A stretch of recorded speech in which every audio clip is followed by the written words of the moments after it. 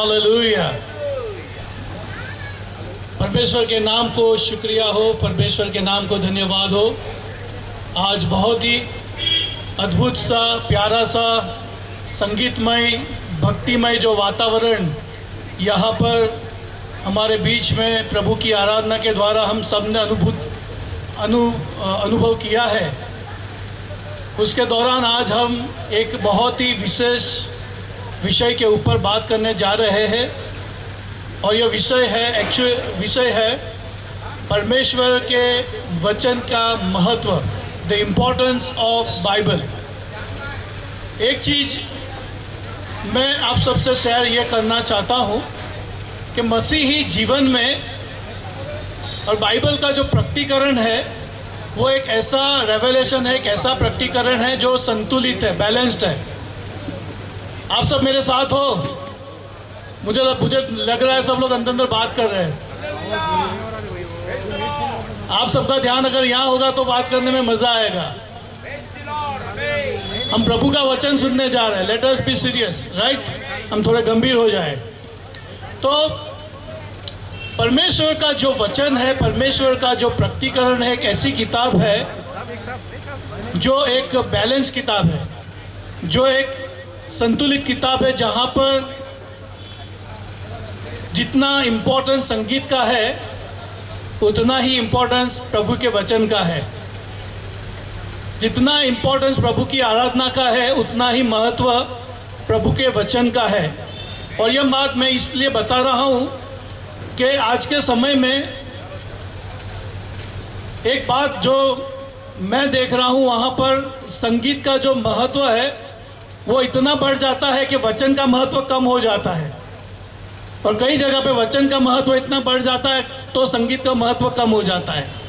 लेकिन बाइबल हमें ऐसा प्रकटीकरण देती है जो संगीत और वचन दोनों को हमको संतुलित रखना है।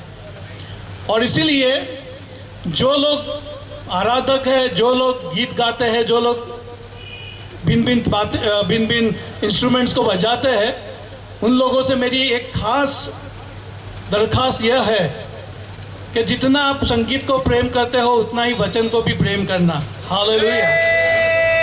जितना आप संगीत को प्रेम करते हो उतना वचन का भी प्रेम करना। उसका मतलब यह है कि जितना आपका नॉलेज म्यूजिक में है उतना ही नॉलेज वर्ड ऑफ गॉड में भी होना चाहिए। Hallelujah, hallelujah. क्योंकि हमको एक बात समझना है कि परमेश्वर ने हमको ऐसा अस्तित्व बनाया है जो संगीत को बना सकता है, जो संगीत को प्रेम कर सकता है।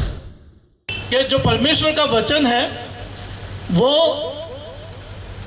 उसकी आत्मा के प्रेरणा से लिखा हुआ है। परमेश्वर का वचन जो है वो उसकी आत्मा के प्रेरणा से लिखा हुआ है। अगर हम बाइबल की जो विशिष्टता है, उसकी अद्भुतता है, उसकी जो अनन्यता है, उसकी जो यूनिकनेस है, अगर उस पर गौर करें तो बाइबल एक ऐसी किताब है जो एक दिन में, एक हफ्ते में, एक महीने में, एक साल में, के 100 साल में लिखी गई नहीं है, लेकिन 1500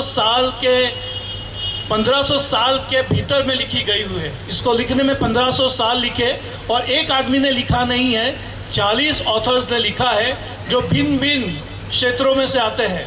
कोई मछुआरा है, तो कोई स्कॉलर है, तो कोई टैक्स कलेक्टर है, तो कोई मिलिट्री लीडर है जैसे कि जोशुआ। भिन्न भिन्न क्षेत्रों में से आने के बावजूद, भिन्न भिन्न समयों में लिखने के बावजूद, भिन्न भिन्न कॉन्टिनेंट्स यानी खंडों में लिखने के बावजूद भी परमेश्वर का वचन ऐसा है कि जहाँ पर कोई भी विरोधाभास नहीं है। हालेलुया। एक ऐसा वचन है जहाँ कोई विरोधाभास नहीं है, और एक ऐसा वचन है जहाँ पर कहानी शुरू होती है अंत तक, और कहानी अंत तक होती है। उत्पत्ति से लेकर प्रकाशित वाक्य तक एक ही कहानी का फ्लो दिखने मिलता है, एक ही कहानी का उसमें फ्लो दिखने को मिलता है। और ये बाइबल ऐसी अद्भुत है कि जो 3 भाषाओं में लिखी गई है, हिब्रू, अरेमिक और ग्रीक में। और अगर इसकी शिक्षा को देखें तो भी वो अद्भुत है, क्योंकि बाइबल हमें सिखाती है कि हमें एक दूसरे को प्रेम करना है। बाइबल हमें सिखाती है आपके शत्रु को भी प्रेम करो, और बाइबल हमें सिखाती है कि जो जो आप चाहते हो कि दूसरे आपसे करें वो आप पहले दूसरों के साथ करो। और बाइबल हमें ऐसी शिक्षा देती है कि जहाँ पर जो उद्धार है, साल्वेशन है, वो हमारे खुद के प्रयत्नों से हम प्राप्त नहीं करते, लेकिन परमेश्वर की कृपा से प्राप्त करते हैं। हालेलुया। बाइबल एक ऐसी किताब है जहाँ पर हम देखते हैं कि मनुष्य परमेश्वर की खोज कर नहीं रहा है, क्योंकि परमेश्वर खोया हुआ नहीं है, लेकिन परमेश्वर मनुष्य की खोज कर रहा है क्योंकि मनुष्य खोया हुआ है। हालेलुया। और इस अद्भुत शिक्षा बाइबल हमें देती है। और साथ में अगर बाइबल का जो इम्पैक्ट है, उसका जो प्रभाव है, अगर विश्व भर में देखें तो उसके प्रभाव के बारे में अगर बात करें तो बाइबल जो है वो मानव जीवन के लिए उच्च मूल्य देते हैं। मानव जीवन के लिए उच्च मूल्य देते हैं। बाइबल के विश्वास के कारण मसीहों ने अस्पताल बनाए ताकि लोग बीमारों की देखभाल कर सके। बाइबल की वजह से हम देखते हैं कि विश्व भर में साक्षरता और शिक्षा का बढ़ावा हुआ। बाइबल की वजह से हम देखते हैं कि पश्चिमी जगत में जो गुलामी प्रथा थी, वो गुलामी प्रथा का उन्मूलन हुआ। और बाइबल की वजह से आपको पता होगा, पता ना हो तो महिलाओं का उत्थान हुआ। जहाँ पर ऐसे संस्कृति समाज थे कि जहाँ महिलाओं को बहुत स्थान दिया नहीं जाता था, लेकिन बाइबल बताती है उत्पत्ति उसमें कि मनुष्य और स्त्री दोनों को परमेश्वर ने एक समान अपनी प्रतिमा और स्वरूप में बनाया। और बाइबल की वजह से परोपकार और दान कार्य, जैसे हम देखते हैं कि कई सारे ऑर्फनेजेस, कई सारे अस्पताल, कई सारे बूढ़ों के लिए रहने का घर, बहुत सारी चीज़ें बाइबल की वजह से प्रोत्साहित होकर लोगों ने विकसित की। और साथ में बाइबल जो है वो कला संगीत का भी विकास करने के लिए एक मोटिवेट करने वाला किताब है। और साथ में शायद आपको ये पता भी ना हो, अगर ना जानते हो तो मैं बताना चाहता हूँ कि बाइबल की वजह से आधुनिक जो विज्ञान है, जो मॉडर्न साइंस है, वो भी डेवलप हुआ। यानी कि बाइबल का इम्पैक्ट देखो तो सारे क्षेत्रों पे हम दुनिया भर में देखते हैं। और साथ में बाइबल एक ऐसी किताब है कि जहाँ जिन्होंने लोगों ने बहुत सालों तक उस पर हमला किया, और बहुत सारे लोगों ने ऐसा कहा कि ये 100 साल में ये बाइबल का अस्तित्व नहीं रहेगा, लेकिन आज भी बाइबल उसी तरह से कायम है। हालेलुया। उसका कोई नष्ट कर सका नहीं है, उसका कोई नष्ट कर सका नहीं है। ये जो पवित्र शास्त्र बाइबल है, उसकी जो अद्भुतता है, उसकी जो यूनिकनेस है, उसको हम देखते हैं। और साथ में एक चीज़ आपको यह भी बताना चाहता हूँ कि पवित्र शास्त्र जो बाइबल है वो हमें एक बिग स्टोरी देता है। बिग स्टोरी जीवन के लिए, हमारे जीवन के लिए एक महागाथा, बिग स्टोरी हमें प्रदान करता है। अगर बाइबल की कहानी को अगर आपको समझना है कि बाइबल एक्चुअली किस बात में कौन से विषय को ध्यान में लेके बात करता है, उसका सेंट्रल मैसेज क्या है, तो अगर उसकी कथा को समझते हो, उसकी कहानी को समझते हो, तो आपको पूरे बाइबल का चित्र आपको पता चल जाता है। और यहाँ पर जैसे कि कोई भी कहानी ले लो, कोई ड्रामा ले लो, तो उसके अलग अलग भिन्न भिन्न भाग होते हैं, अंक होते हैं। वैसे ही बाइबल की जो कहानी है, कथा है, स्टोरी है, उसके भाग है, उसके अलग अलग अंक है। तो बाइबल की कथा के मैं 6 भाग आपके और प्रस्तुत करना चाहता हूँ। तो बाइबल की जो कहानी है उसके 6 अंक है, 6 भाग है। उसमें पहला भाग जो है, परमेश्वर अपने राज्य की स्थापना करता है। जैसे कि सृजन की बात, उत्पत्ति 1 और दूसरे में परमेश्वर सारी सृष्टि का निर्माण करता है, यानी परमेश्वर अपने राज्य की स्थापना करता है। ये बाइबल की कहानी का पहला भाग है। दूसरा भाग है, परमेश्वर के राज्य में बलवा होता है। हम देखते हैं कि मनुष्य ने परमेश्वर के विरुद्ध पाप करके परमेश्वर के विरुद्ध बलवा किया, उसने विद्रोह किया। तो वहाँ पर परमेश्वर के राज्य में बलवा, एक पतन, पाप का प्रवेश होता है। और ये पाप के प्रवेश होने के कारण बाइबल का जो तीसरा अंक है, वहाँ पर जो परमेश्वर राजा है, उसने इज़राइल को चुना, और इज़राइल के द्वारा उसने अपनी जो चूजन रेस है उसको चुना, ताकि उस रेस में से वो एक राष्ट्र का निर्माण कर सके। और उस राष्ट्र के निर्माण के द्वारा वो खुद मनुष्य बन के आके वो सारे मनुष्य जात का उद्धारकर्ता बन सके। और इसीलिए भाग चौथा यह है कि जो राजा है, जो परमेश्वर जो राजा है, वो मनुष्य देह धारण करके आता है ताकि वो मनुष्य जात का उद्धार को वो सिद्ध कर सके, मनुष्य जात का वो उद्धार को सिद्ध कर सके। और उद्धार को सिद्ध करने के लिए वो यीशु जो राजा है, परमेश्वर जो राजा है, जो मनुष्य बन के आया, उसने क्रूस पे अपना लहू बहाया, क्रूस पे अपनी जान दी, ताकि आपको, मुझको, सभी को उद्धार प्राप्त हो। और उतना ही नहीं, आगे का अंक जो है तो ये जो राजा है जिसने हमारे उद्धार के लिए अपना प्राण दिया, 5वां अंक यह बताता है कि ये राजा का जो न्यूज़ है, ये राजा का जो समाचार है, ये राजा का न्यूज़ को फैलाना, यानी कि अभी जो कलीसिया का मिशन, कलीसिया का जो मिशन वो है कि to spread the news of the king, जो राजा का समाचार है उसको फैलाना। और भाग 6 है वो राजा का, परमेश्वर जो राजा है, जो यीशु मसीह बन के आया है, वो वापस फिर से आने वाला है। हालेलुया, वो वापस फिर से आने वाला है। यानी कि पहली चीज़ जो बाइबल हमें देती है वो हमें एक बिग स्टोरी देती है, और ये बिग स्टोरी के 6 अंक है जो मैं आपके सामने मैंने प्रस्तुत किए।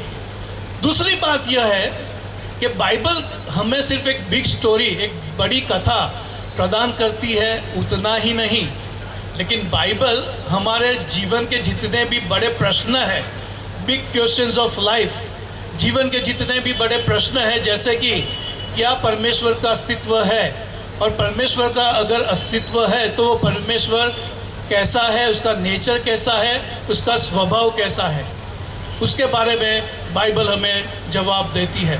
फिर बाइबल जवाब देती है एक जो प्रश्न है कि क्या यह जो सृष्टि है, यह जो भव्य ब्रह्मांड को हम देखते हैं, क्या इसका कोई सृजनहार है कि फिर यह अनंत है, कि इसका ये अपने आप हो गई है। बहुत सारे लोगों के मन में यह बिग क्वेश्चन, ये सवाल होता है। तो बाइबल इस सवाल का भी जवाब देती है कि यहाँ ये सृष्टि को जो आप देखते हो उसका सृजनहार है। फिर एक प्रश्न होता है कि मैं कौन हूँ। मनुष्य जो है वो एक प्रश्न करता है अपने बारे में, मैं कौन हूँ, कहाँ से आया हूँ और मैं कहाँ जाऊँगा। मैं कौन हूँ, मैं कहाँ से आया हूँ और मैं कहाँ जाऊँगा, और मैं क्यों जिंदा रह रहा हूँ, मेरे ज़िंदगी का मकसद क्या है और मुझे ज़िंदगी कैसे जीनी चाहिए। इस सवाल का भी बाइबल जवाब देती है।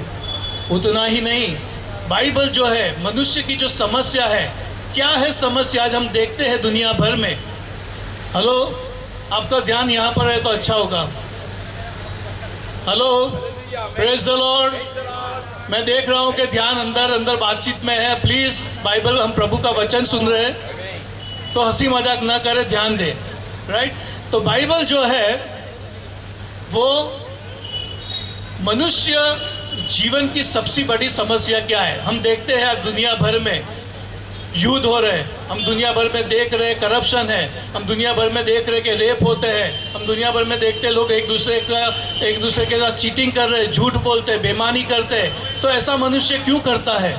तो बाइबल इस समस्या का जो विवरण देता है वो यह है कि बाइबल कहता है मनुष्य यह इसलिए करता है कि मनुष्य जो है उसने परमेश्वर के विरुद्ध विद्रोह किया है, ताकि उसकी वजह से उसमें पाप का स्वभाव और प्रकृति आया है। और उतना ही नहीं, ये अगर ये बाइबल की समस्या यह है तो इसमें से समाधान क्या है, इसका सॉल्यूशन क्या है। तो बाइबल हमें वह जवाब देती है कि इसका सॉल्यूशन जो है वो यीशु मसीह है। जब ज़िंदगी में यीशु को आप अपनाते हो तो आपकी ज़िंदगी परिवर्तित होती है। हालेलुया। तो बाइबल हमारे जो बिग क्वेश्चंस है, जीवन के सबसे बड़े प्रश्न, उसके जवाब देती है। हमारा प्रश्न है, हम जब मृत्यु की ओर देखते हैं, कई बार हमारे मन में सवाल आता है कि मृत्यु के बाद कुछ है कि नहीं। मृत्यु के बाद क्या पूर्ण विराम है, कुछ भी नहीं है, कि फिर कुछ है। तो बाइबल कहती है कि मृत्यु के बाद पुनरुत्थान है। हालेलुया। मृत्यु के बाद जीवन है, और बाइबल को जीवन एक पुनरुत्थान वाला जीवन है। और हमें यीशु मसीह में एक सिक्योरिटी मिलती है कि जब हम यीशु पे विश्वास करते हैं तो मृत्यु के बाद हमारा क्या होगा, उसकी सिक्योरिटी भी बाइबल हमें बताती है कि आपको यही जीवन में मिल जाती है। तो जितने भी हमारे बड़े सवाल हैं, उन सारे बड़े सवालों का बाइबल हमें जवाब देती है। तो बाइबल हमें एक बिग स्टोरी देती है, बाइबल हमारे बिग क्वेश्चंस के जवाब देती है। और तीसरी बात, बाइबल जो है वो हमारे आत्मिक जीवन को विकसित करने के लिए भी हेल्पफुल बनती है। जैसे कि जो शरीर का अगर विकास करना हो, शरीर का डेवलपमेंट करना हो तो अच्छा खाना ज़रूरी है, उसी तरह अगर आत्मिक जीवन का और हमारे आत्मिक जीवन का विकास करना हो तो यीशु मसीह कहते हैं कि मनुष्य सिर्फ रोटी से नहीं जीता, वो हर एक शब्द जो परमेश्वर के मुख से निकलता है उससे वह जीता है। हालेलुया। तो बाइबल हमारा स्पिरिचुअल फूड है, वो हमारा आत्मिक खाना है। अगर इसको हम नहीं खाते, अगर इसको हम नहीं पढ़ते, अगर इसका हम अध्ययन नहीं करते, अगर इसका हम स्टडी नहीं करते, अगर हम इसमें नहीं डीपली जाते, तो हमारा आत्मा जो है और हमारा आत्मिक जीवन है वो कभी बढ़ नहीं पाएगा। और इसीलिए यह समय में एक मसीह लोगों को यह भी एक चुनौती है कि म्यूज़िक के साथ बैलेंस कीजिए वचनों को पढ़ने का, सीखने का और उसमें और डीपली जाने का। तो बाइबल हमारे आत्मिक जीवन के लिए बहुत ही उपयोगी है, क्योंकि बाइबल वो परमेश्वर का संदेश है, परमेश्वर का कम्युनिकेशन है। बाइबल की वजह से हम परमेश्वर के साथ रिश्ते में, पर्सनल रिलेशनशिप में आते हैं, और पर्सनल रिलेशनशिप के साथ वही बाइबल हमारा पर्सनल आत्मिक विकास के लिए वो मददरूप बनता है। साथ में चौथी बात, बाइबल जो है वो परमेश्वर की इच्छा जानने के लिए भी हेल्पफुल है। यह बहुत इम्पोर्टेंट है। हम सब के लिए ज़िंदगी में सबसे बड़ी जो बात है वह यह है कि मुझे ज़िंदगी जो है अपनी इच्छा के अनुसार जीना है कि परमेश्वर की इच्छा के अनुसार।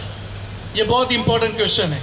कई बार ज़्यादातर हम लोग जो हमारा जीवन जीते हैं वहाँ पर परमेश्वर की इच्छा को ढूंढने के बजाय, परमेश्वर की इच्छा के अनुसार जीने के बजाय हम खुद की इच्छा को ढूंढ के उसकी ही अपनी खुद की इच्छाओं को पूरी करने में लगे हुए होते हैं।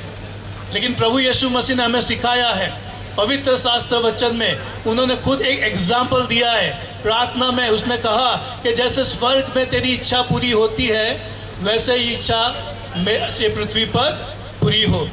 यह बहुत इम्पोर्टेंट एक मसीह व्यक्ति के लिए कि उसको अपना ज़िंदगी जीवन जो है वो परमेश्वर की इच्छा के अनुसार जीना है। और अगर परमेश्वर की इच्छा को हमें जानना है तो परमेश्वर के वचन को हमें गहराई से सीखना, समझना ज़रूरी है। और इसलिए बाइबल हमें इसलिए दिया गया हुआ है ताकि हम परमेश्वर की इच्छा को जानें, सीखें, समझें और उसके अनुसार ज़िंदगी को जिए। पांचवी बात, बाइबल हमें किस तरह मददरूप बनती है। हम देखते हैं ज़िंदगी में कई बार तूफान आते हैं, ज़िंदगी में दुख आते हैं, ज़िंदगी में मुसीबतें आती हैं, ज़िंदगी में समस्याएं आती है, तब हम हताश हो जाते हैं, निराश हो जाते हैं। हमें लगता है कि अब क्या होगा, हम कैसे जिएंगे, हम क्या करेंगे। कई बार टेंशन और स्ट्रेस में आ जाते हैं। तो प्रभु का वचन जो है वो हमें एनकरेजमेंट देता है, वो हमें प्रोत्साहित करता है, वो हमें एनकरेज करता है। वो कहता है कि किसी भी बात की चिंता मत करो क्योंकि मैं तेरे संग हूँ। हम गाते ना वो गीत, मैं तेरे संग हूँ मत डर, मैं तेरा परमेश्वर मत ताक इधर उधर। जब बाइबल में पढ़ते तो हमें अद्भुत परमेश्वर की प्रॉमिसेस मिलती है जो ज़िंदगी जीने के लिए हमें पावर देती है। हालेलुया। कैसे भी कठिन समय आ जाए, कैसी भी समस्या आए, कैसी भी मुश्किल आ जाए, लेकिन जब हम बाइबल पढ़ते हैं, अगर यहोशुआ को पढ़ते तो वहाँ पर लिखा हुआ है कि मैं तुझे न छोड़ूंगा, मैं तुझे न त्यागूंगा। अगर दुख, तकलीफ, चिंता है तो बाइबल हमें बताती है, यीशु मसीह कहता है जो भी लोग दुखी है, परेशानी में है तो आप मेरे पास आओ और मैं आपको आराम दूंगा, मैं आपको शांति दूंगा। तो बाइबल हमें जीवन में एक कंफर्ट देने का पुस्तक के रूप में हेल्पफुल होता है। वो हमें एनकरेजमेंट देता है, वो हमें तसल्ली देता है, वो हमें हिम्मत भी देता है। और साथ में बाइबल जो है वो गलत शिक्षा, आजकल बहुत सारी गलत शिक्षा है, बहुत सारे गलत टीचर्स लोगों के बीच में प्रकट करते हैं। जैसे कि प्रॉस्पेरिटी गॉस्पल, आप परमेश्वर को इतना दोगे तो परमेश्वर आपको 10 गुना देगा। बैंक ऑफ गॉड खोल दिए बहुत सारे सेवकों ने, इतना दो और आपको डबल हो जाएगा, ट्रिपल हो जाएगा, 10 गुना मिलेगा, ये मिलेगा, वो मिलेगा। जैसे कि परमेश्वर को हमने जीनी बना दिया हो, जैसे कि वो बैठा बैठा इसलिए वहाँ बैठा है स्वर्ग में ताकि वो हमारी सारी डिमांड को फुलफिल करता रहे। प्रभु मुझे ये दो, प्रभु मुझे वो दो, प्रभु मुझे गाड़ी दो, प्रभु मुझे बंगला दो। जैसे हम प्रभु की सेवा करने के बजाय प्रभु हमारी सेवा करने बैठा हो, ऐसा एक चित्र बहुत सारे सेवकों ने बना दिया है। और इसलिए बहुत ही इम्पोर्टेंट है कि हम जाने और समझें ऐसे गलत शिक्षा और गलत जो शिक्षा देने वाले शिक्षक होते हैं उन्हें जाने और परखें। लेकिन वो हम तभी कर पाएंगे जब हम बाइबल में और गहराई से डूबे हुए हैं। तो अगर हम वचन जानते हैं तभी हमें पता चलेगा कि कौन सही शिक्षा देता है और कौन गलत शिक्षा दे रहा है। ये बहुत इंपॉर्टेंट है, क्योंकि आज बहुत सारे सेलिब्रिटी प्रीचर्स हैं। सेलिब्रिटी प्रीचर्स, हम लोग ने आजकल कौन बड़ा सेवक है उसका जो मापदंड दिया है, तो कितने लोग उसको फॉलो करते हैं, कितने लोग उसकी मीटिंग में भीड़ बन के आती है, उसके हिसाब से हम सोचते हैं कि ये बहुत बड़ा सेवक है, बहुत बड़ा सेवक है। हमको समझना है कि कई बार बड़े बड़े सेवक, सेलिब्रिटी प्रीचर्स कब आपको गलत शिक्षा दे जाए वो आपको पता भी न चले, अगर आप प्रभु के वचन में मजबूत नहीं हो तो बहुत इम्पॉर्टेंट है मेरे ब्रदर्स एंड सिस्टर्स कि हम गलत शिक्षक और गलत शिक्षा देने वालों को परखने के लिए बाइबल का जो शिक्षा है उसमें हम और गंभीरता से डीपली उतरे।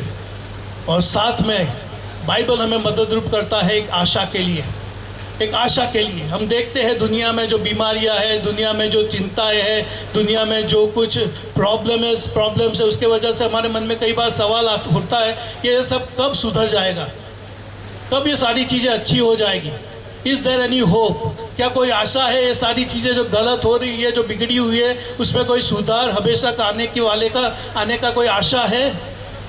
तो बाइबल का जो लेखक है वो हमें आशा देता है, आशा देता है, क्योंकि हमारे पास आशा का कारण यीशु मसीह है, जिसने जब वो पृथ्वी पर था तब उसने बीमारों को चंगा किया, उसने मुर्दों को ज़िंदगी दी, उसने पदार्थ के ऊपर अपना सामर्थ्य दिखाया।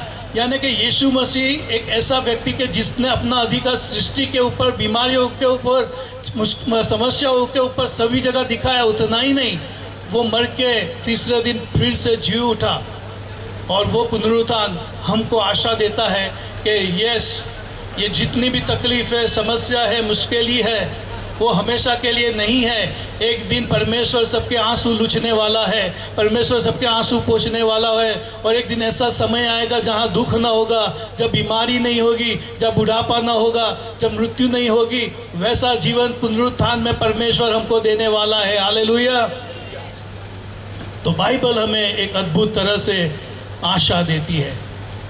और लास्टली हमको समझना है, बाइबल हमें लोगों के सवालों को जवाब देने के लिए भी मदद करता है। लोगों के लोग सवाल करते हैं, तो यह बहुत आवश्यक है हम सवालों को जवाब दें। हमारे बच्चे सवाल करते हैं, कई बार बच्चे सवाल करते हैं कि सब परमेश्वर ने सब कुछ बनाया, तो परमेश्वर को किसने बनाया?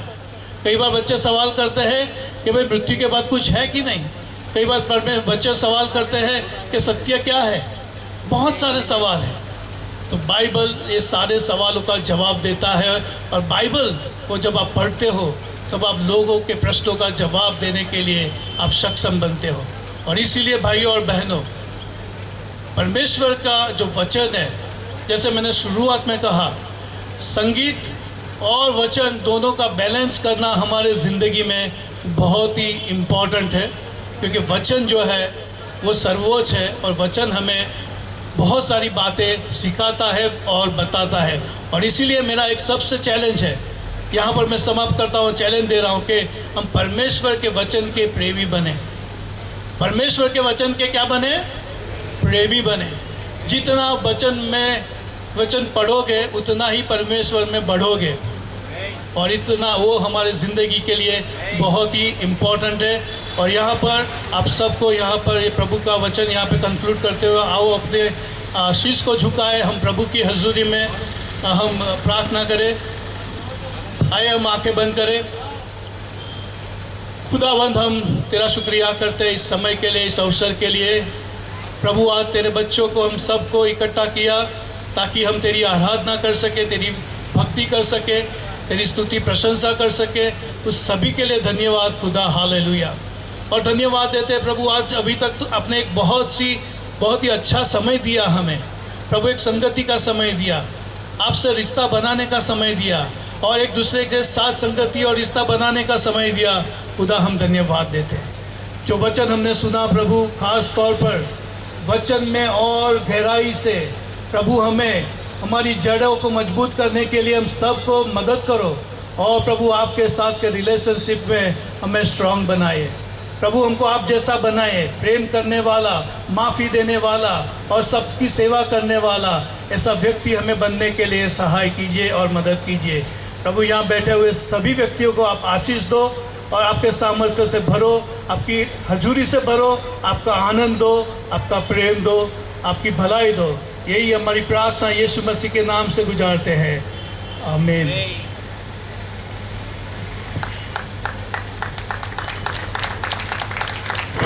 Thank you brother.